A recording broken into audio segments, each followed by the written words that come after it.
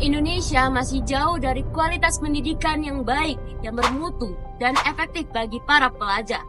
Tentu hal ini menjadi keluhan bagi masyarakat dari tahun ke tahun berikutnya.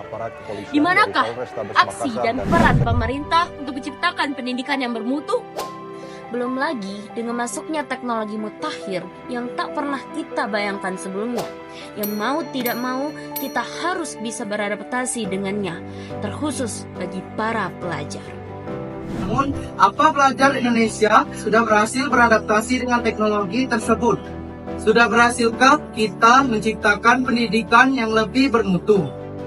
Jika ingin melihat mutu pendidikannya, maka lihatlah apakah pelajar tersebut sudah berhasil membebaskan diri dari kebodohan, ketidaktahuan, dan kejujurannya mereka, sehingga menciptakan karakter yang tangguh, mampu berkarya, dan kreatif. Namun, di kehidupan nyata tidak terjadi seperti itu. Banyak di antara pelajar Indonesia yang terlena akan kemudahan yang ditawarkan kepada mereka, sehingga hal ini semakin lama bukannya menciptakan karakter pelajar yang tangguh, tapi membentuk karakter pelajar yang pemalas. Kreativitas para pelajar dibuat terbatas karena mereka terbiasa untuk menikmati, bukan menciptakan karya. Para pelajar tersebut didoktrin untuk selalu sesuai dengan teori buku dan materi yang disiapkan, tanpa boleh bertanya dan mengemukakan pendapat mengenai hal di luar teori tersebut. Yang semakin lama membuat pemikiran kreativitas para pelajar itu mati. Pola pikir atau mindset seorang anak muda ataupun seorang pelajar disetting untuk menjadi seorang pekerja sehingga mereka tidak pernah berhasil untuk menciptakan suatu kreativitas ataupun sebuah karya.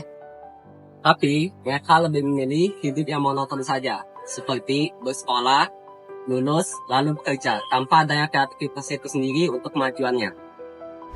Terus, kalau pemuda hanya menjadi pekerja, lantas siapa yang akan menjadi bosnya? Ya, tentu saja orang asing. Perlahan-lahan, kita akan kehilangan identitas kita.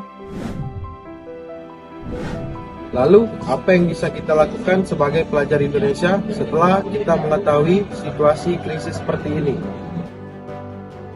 Kita sebagai pelajar harus bisa beradaptasi dengan kemajuan zaman dan teknologi.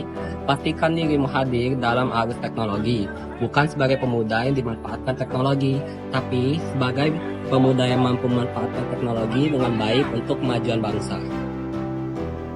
Jika kamu seorang pemuda, maka tunjukkanlah karaktermu. Kalahkan rasa malas dan pupuklah kreativitas yang ada dalam dirimu. Jangan jadi pemuda yang hanya menginginkan hal-hal instan. Kamu sebagai seorang pemuda harus berani keluar dari zona nyaman. Pelajari hal-hal baru, bahkan jika itu keluar dari teori yang disampaikan di sekolahmu. Dan yang paling penting, yang merupakan peranan dari semua orang adalah bagaimana kita semua bisa menciptakan lingkungan kondusif yang bersahabat bagi para pelajar. Membebaskan mereka untuk berkarya tanpa harus mematuhi standarisasi yang telah ditetapkan orang lain.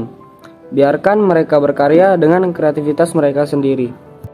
Dan tentu saja, untuk mencapai kondisi seperti itu, perlu peranan aktif dari semua orang, mulai dari pemerintah, pendidik, orang tua, yang dididik, dan semua orang yang terlibat. Saya aja menjadi dosen Ya, Madinah Solihin. Ya, Farel Al-Sidik. Saya Al-Fakam Bila. Saya Imrat Lingga. Ya, Muhammad Firman. Saya, Reza Pahlepi. Ingat, hidup hanya sekali. Dan hiduplah dengan beradab. Jangan jadi pemuda yang malas yang merugikan. Tapi jadilah pemuda yang bisa memberi arti. Adanya untuk kemajuan bangsa.